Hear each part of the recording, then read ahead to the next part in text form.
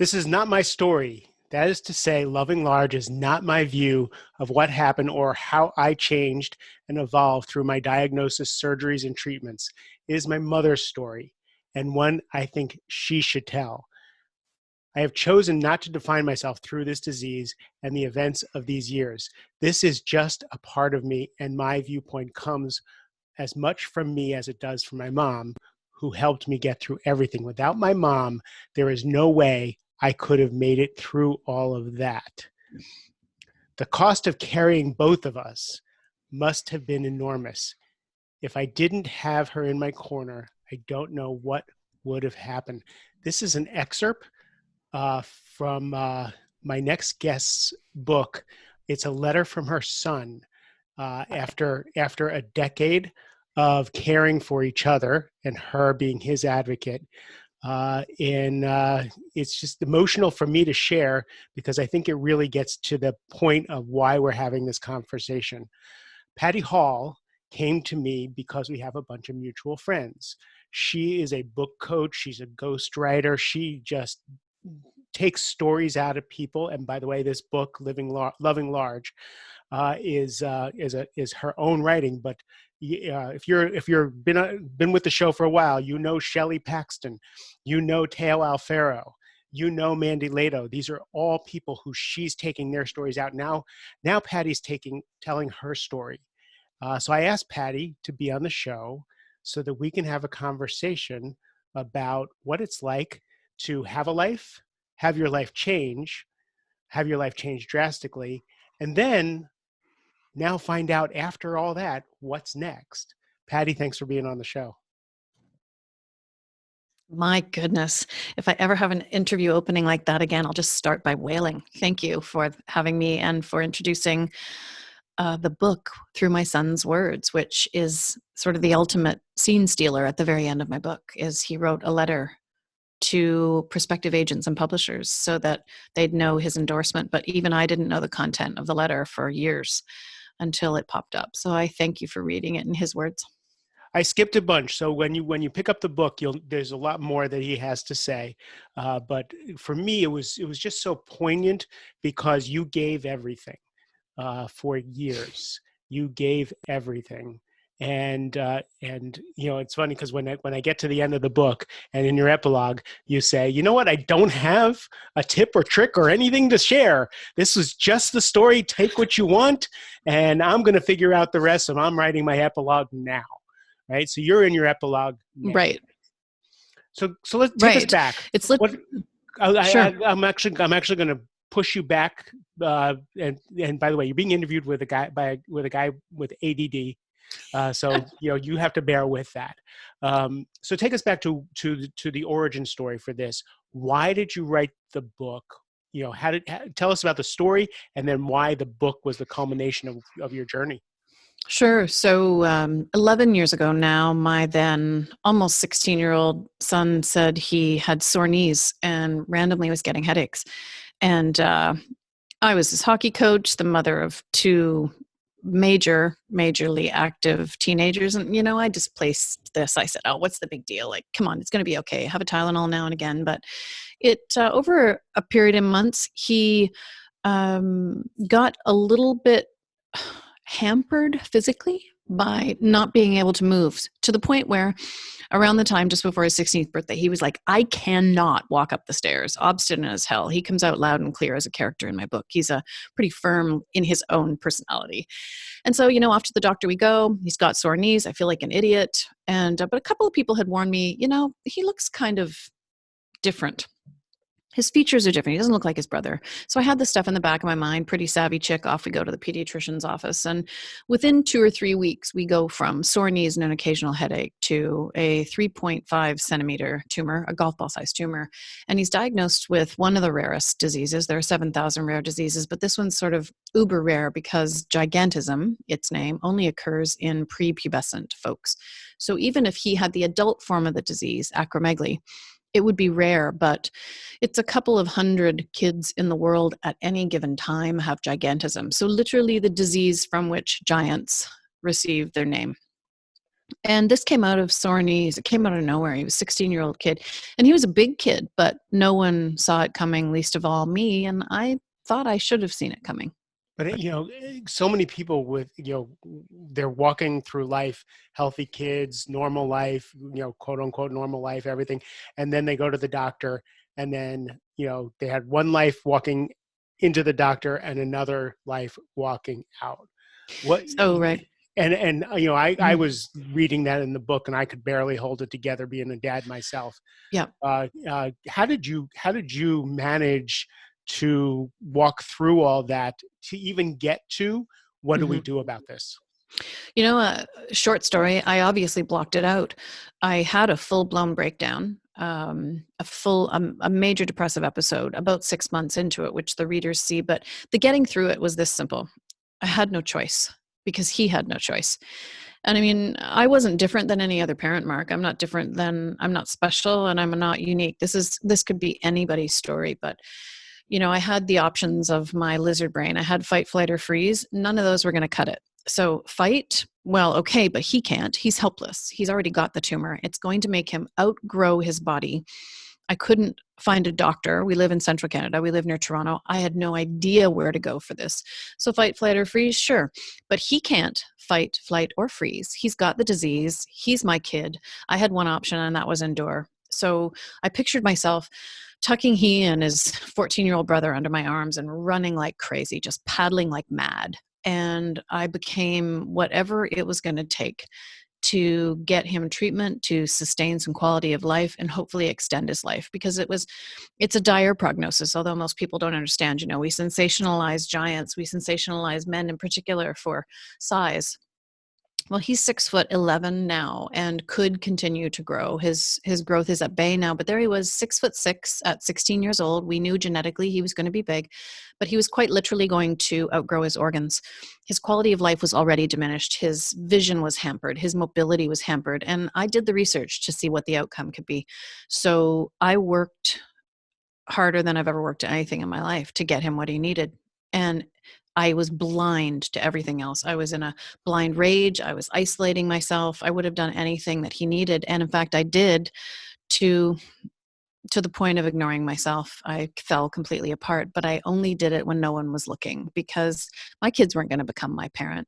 So the getting through it, what choice do we have, right? No parent has a choice when they're invested in that kid. And I don't know a single rare disease parent who would say they have any choice.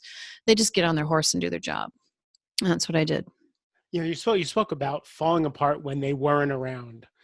And Yeah, I've been talking, we're recording this in the time of the COVID epidemic, and people are, leaders and people are trying to figure out how to keep going. And some people are just scared and they're breaking down. And, sure. I'll cavalierly say, go break down with your friends, go find someplace else to break down before you bring it to your people. And then I'll liken that Yep. to children. Don't break down in front of your children. Let your children see you real, but don't fall apart in front of them. And when you say in the book, you took the weekends when you had off from your kids to fall apart. I did. And it wasn't because I was ashamed, because I had blinders on to even what other people thought. I didn't want anybody looking at me. I didn't let anybody look at me, but I was not going to let them become my parent. They were also kids. Spoiler alert, they were kids going through divorce at the same time, literally at the same time. We told them the same week as the tumor was discovered. And even though I had at the time, and certainly, 11 years later, would say I had a very amicable divorce and the kids benefited from that, we were still, we had a new person in the family and it was rare disease. I didn't want them having mums falling apart and can't hold it together. I wanted them to freely express what they were going through. And, the divorce wasn't on them. That was on me. So everything I was feeling was also on me as far as I could see. So I became a bit of a faker. And it wasn't that they didn't know I was struggling. It was that I didn't want them to know how deeply personal my struggle felt, because unbeknownst to me at the time, I was deeply embedded. I was in bed with shame. I was in bed with, I should have been a better mother. I wasn't ashamed of my depression. I felt like I should have saved my kid from this. And I grappled to try and get him a cure. I grappled to Have you try and talked? get Have you talked him the to? Have light. you spoken? Have you spoken to other mothers about that? Is that like a Yeah. normal thing? Like somehow if I was a better mother, this wouldn't have happened.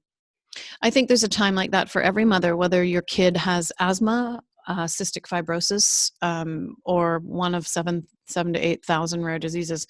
I also know that parents, I call them rare moms and warrior dads, they they just have to move through it.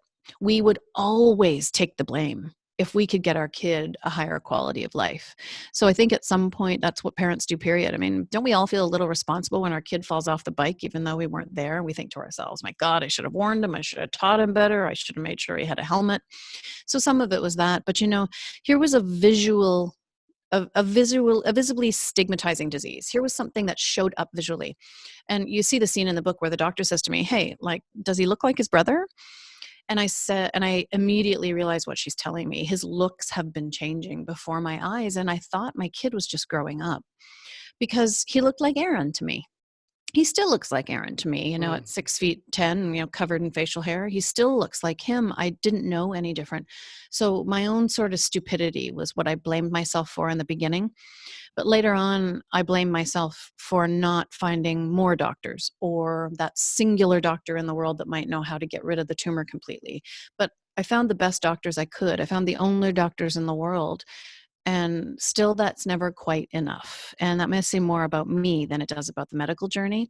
But I think I share this, and I'm pretty comfortable saying I share it with everybody who's ever tried to advocate for a kid. It's us, it's on us. And if we can't do it better, then we never forgive ourselves. Are you still carrying that guilt? That's a good question. Because he has a great life in his own opinion now, no. I have exhausted possibilities. He is as well as he possibly can be. He's, as I say at the end of the book, he takes the helm now. He isn't conscious of his treatment on an ongoing basis, but he's still being medically treated. He's 25, 26 now. And I feel sad when I think about it not turning out better, but I don't have any regrets. I think I can say that. I've gotten past feeling any regrets about it. So what did you do? How did you get yourself help to let go of some of that?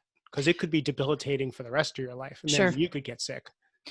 He's happy. So you look in the face of your kid and you realize he's got the highest possible quality of life he could have. And here's one of the things that you do is it could always have been worse. This becomes sort of a one-liner Aaron and I adopted. And all of my wisdom that I have comes from him.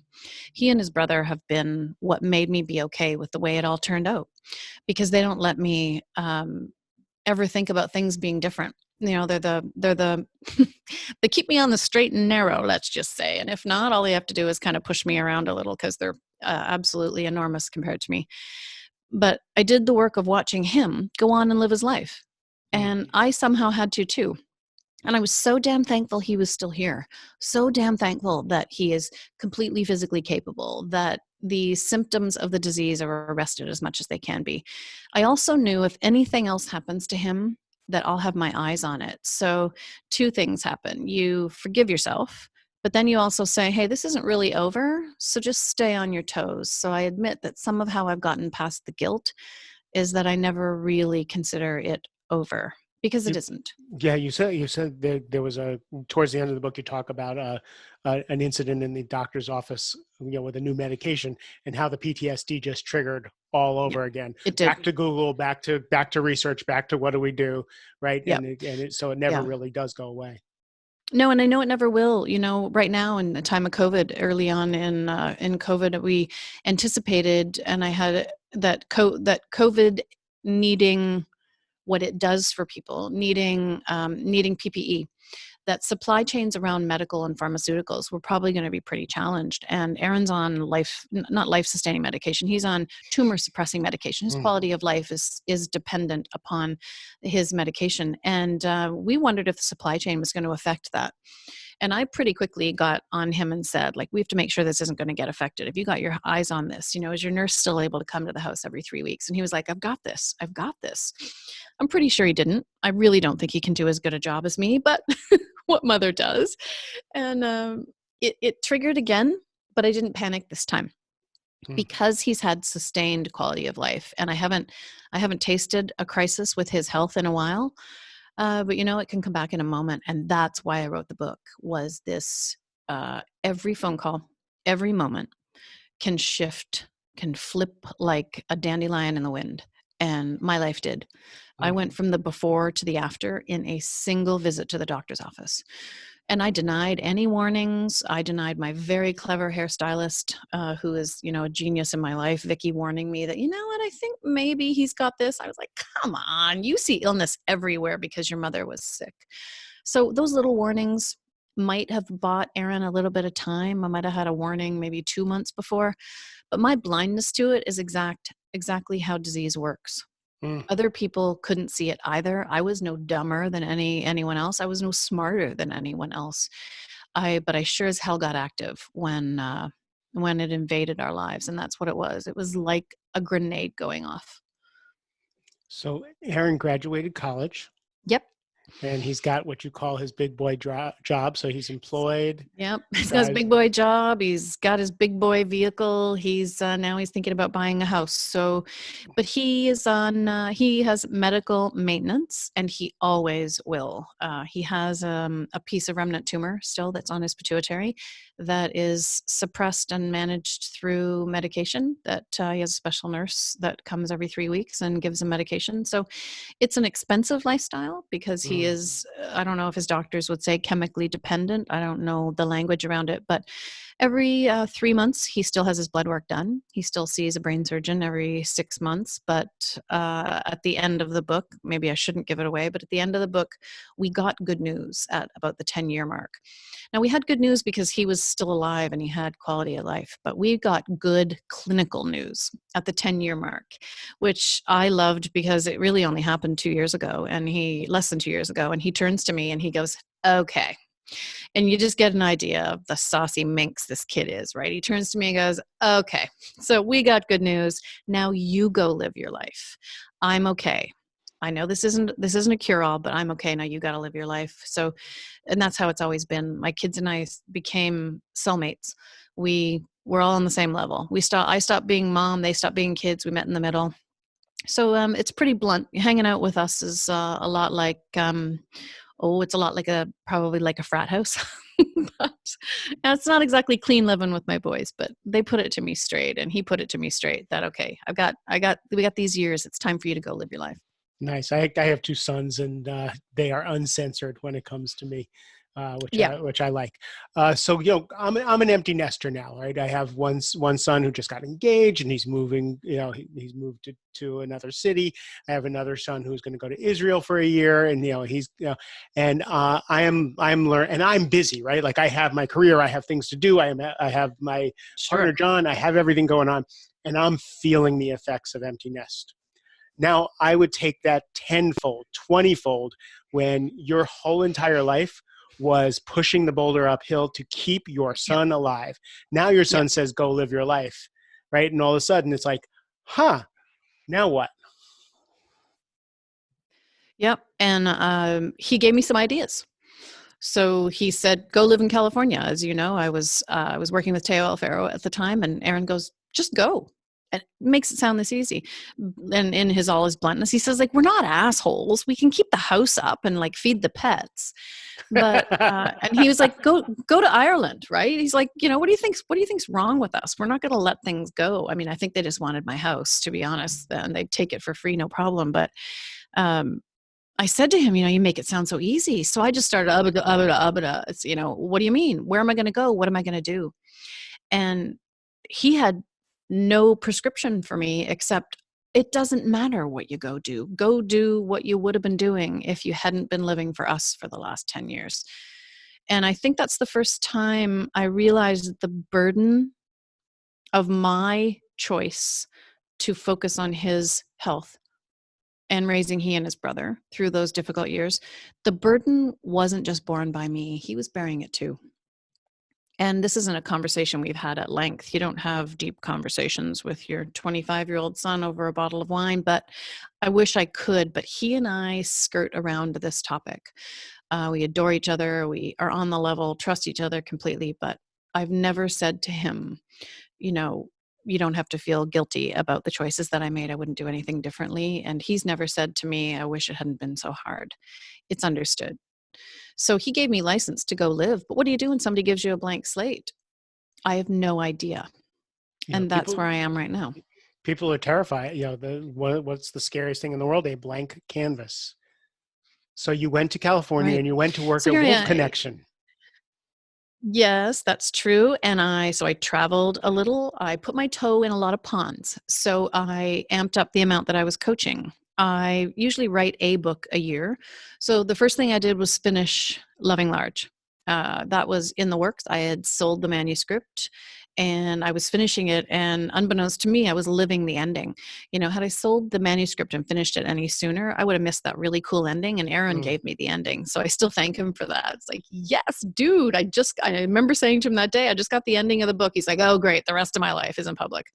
But so I finished that first. That was in 2018.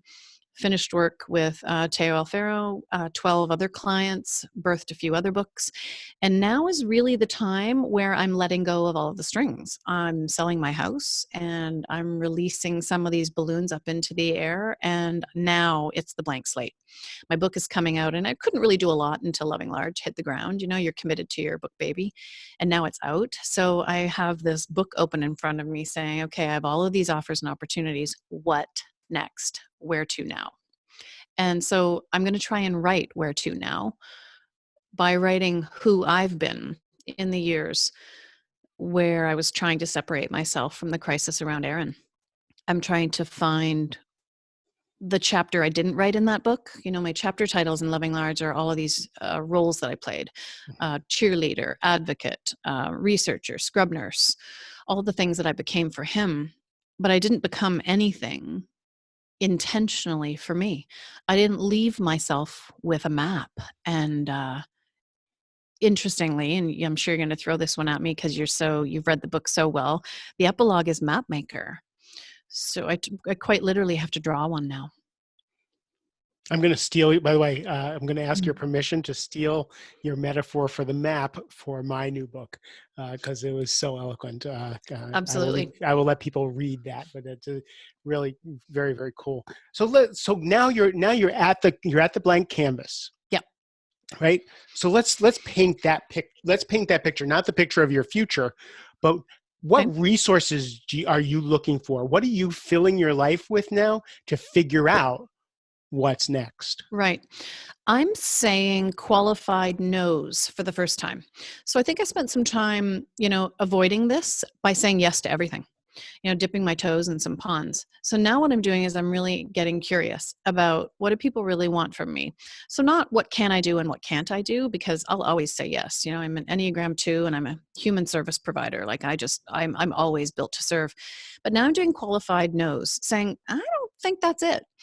Forcing myself to just be a little more intentional, not live with as much fear. So marry those two things together, and that's my daily wrestling match with myself is the tendency to say yes because what if I don't? What if I don't? What if I don't earn enough money? What if an opportunity doesn't come again? What if I can never write another book? And right now, managing the fear and then saying intentional no's, those things don't always go together. So I'm coaching myself to just sit in the mess Mm. and know that I'm not in a crisis. I'm not in any worse crisis than anyone else in the world dealing with COVID right now. Managing that has really helped. So, and the other part is receiving opportunities without feeling compelled to answer right away. And that's all I can do right now. And opportunities are coming. I can't I can't compare them and I can't judge one over the other. So I am going to look for expert advice and guidance through this period of my life. What do I really get juiced up about? What do I really want to do with the next, 25 years of my 35 years of my life? I don't have answers for those things. For the last decade though, you've kind of shut yourself off from a lot of support. Yep. There's your husband and you separated. You and your best friend kind of had an out, and you were Yep. kind of on your own. And now what I've noticed about you is that you have surrounded yourself with some exquisite people. So you have come out of that shell, and now as you're trying to figure out what's next, you Yeah. have a posse of people. I do. Here's the thing. When you're the one who always serves, though, you resist when anyone else tries to serve you. I have never been comfortable with other people being generous towards me. I, in fact, choose people in my personal life, relationships. I choose people who aren't generous because it feels more native to me to not constantly be saying, don't do that for me. Please don't do that for me, which is always my reaction. The people close to me will always tell you, and the people that you and I share in common will always tell you that I don't let anyone support me. These glorious people around me now who know me and love me and have witnessed my last few years of finishing the book and what am I going to do, I think it must be difficult for them to have their hands bound. They all want to jump in and say, but you're so good at this and the world needs more of you to do that. And to be perfectly honest, I think I have to do some listening. Mm. I need to take some advice. I need to at least hear it. I've pushed away advice for so long because the stakes I felt were so high. You know, the stakes were, this kid is my responsibility. I couldn't let anyone else do for him what I did for him because, well, mom. But now I have to let people love me fearlessly and use that to take my next steps with perhaps support on either side of me. And I don't know how to do that I was part. just going to ask you, can you do that? I don't know how, but I think I'm ready to say, I don't know how to do this. So I'm going to flounder and ask folks to love me through the floundering. You know, it's pure, this I don't know how. There's nothing put on about the I don't know how to take care of myself. Self-kindness and we don't even know each other. So I'm just ready to put out to anyone that offers it now. It's like, okay, I'm going to suck at this and I am going to resist like crazy. And you're going to have to tell me to go into the areas I resist the most and somehow love me through it. That's the next step is asking for help. I love that you're going to give yourself that permission.